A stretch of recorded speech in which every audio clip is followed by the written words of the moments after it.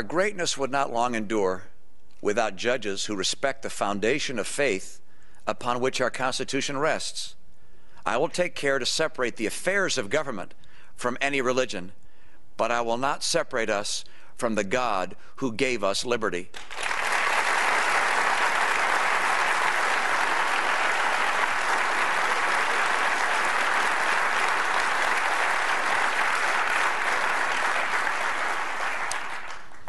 Nor would I separate us from our religious heritage. Perhaps the most important question to ask a person of faith who seeks a political office is this: does he share these American values, the equality of humankind, the obligation to serve one another, and a steadfast commitment to liberty? They're not unique to any one denomination. They belong to the great moral inheritance we hold in common. They're the firm ground on which Americans of different faiths meet and stand as a nation united. We believe that every single human being is a child of God. We're all part of the human family. The conviction of the inherent and inalienable worth of every life is still the most revolutionary political proposition ever advanced. John Adams put it that we are thrown into the world all equal and alike. The consequence of our common humanity is our responsibility to one another, to our fellow Americans foremost, but also to every child of God. It's an obligation which is fulfilled by Americans every day, here and across the globe, without regard to creed or race or nationality. Americans acknowledge that liberty is a gift of God, not an indulgence of government. No people in the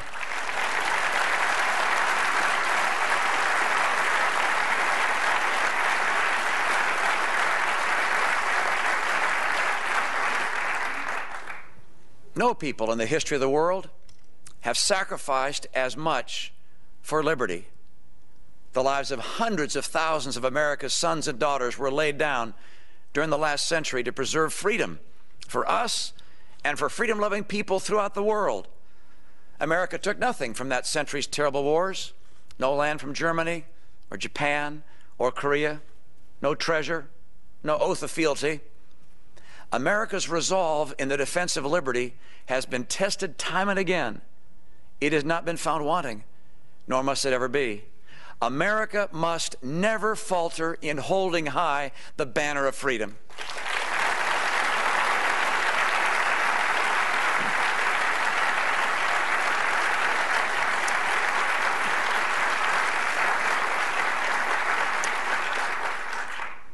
These American values, this great moral heritage, is shared and lived in my religion as it is in yours.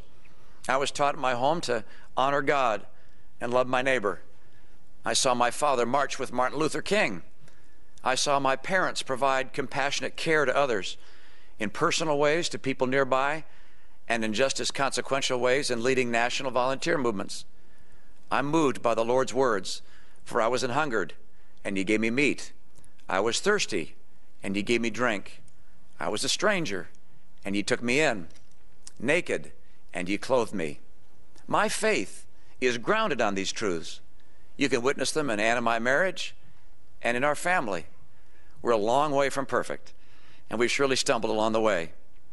But our aspirations, our values, are the self-same as those from the other faiths that stand upon this common foundation.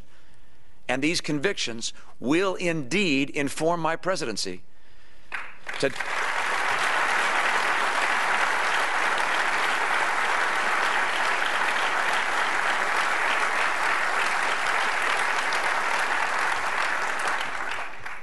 Today's generations of Americans have always known religious liberty.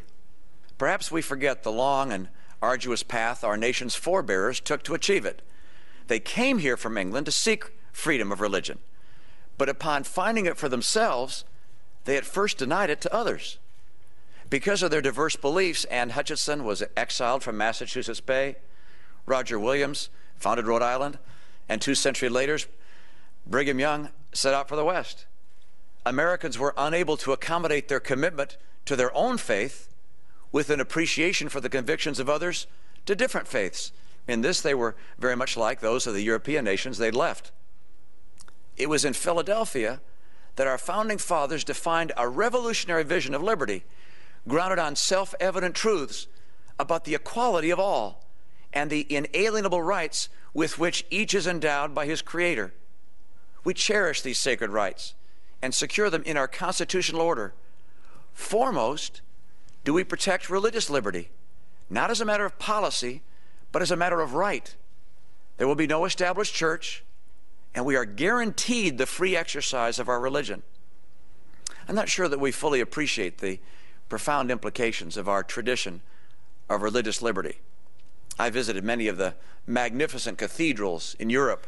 They're so inspired, so grand, and so empty. Raised up over generations long ago, so many of the cathedrals now stand as the postcard backdrop to societies just too busy or too enlightened to venture inside and kneel in prayer. The establishment of state religions in Europe did no favor to Europe's churches. And though you will find many people of strong faith there, the churches themselves seem to be withering away. Infinitely worse is the other extreme, the creed of conversion by conquest, violent jihad, murder as martyrdom, killing Christians, Jews, and Muslims with equal indifference. These radical Islamists do their preaching not by reason or example, but in the coercion of minds and the shedding of blood. We face no greater danger today than theocratic tyranny and the boundless suffering these states and groups could inflict if given the chance. The diversity of our cultural expression and the vibrancy of our religious dialogue has kept America in the forefront of civilized nations, even as others regard religious freedom as something to be destroyed. In such a world, we can be deeply thankful that we live in a land where reason and religion are friends and allies in the cause of liberty, joined against the evils and dangers of the day. And you can be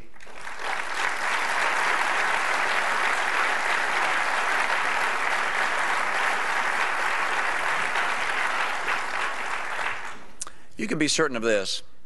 Any believer in religious freedom, any person who has knelt in prayer to the Almighty, has a friend and ally in me, and so it is for hundreds of millions of our countrymen. We do not insist on a single strain of religion. Rather, we welcome our nation's symphony of faith.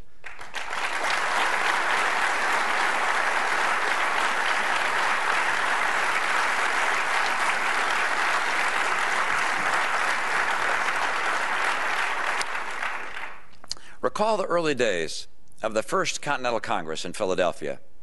During the fall of 1774, with Boston occupied by British troops, there were rumors of imminent hostilities and fears of an impending war. In this time of peril, someone suggested that they pray. But there were objections. They were too divided in religious sentiments, what with Episcopalians and Quakers, Anabaptists and Congregationalists, Presbyterians and Catholics. Then Sam Adams rose and said he would hear a prayer from anyone of piety and good character, as long as they were a patriot. And so together they prayed, and together they fought, and together, by the grace of God, they founded this great nation.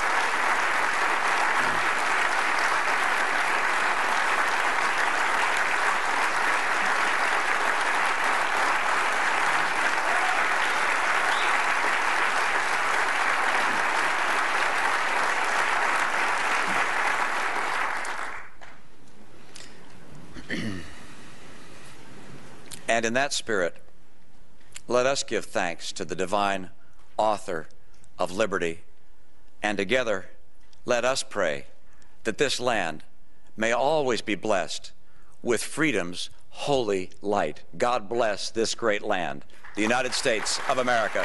Thank you.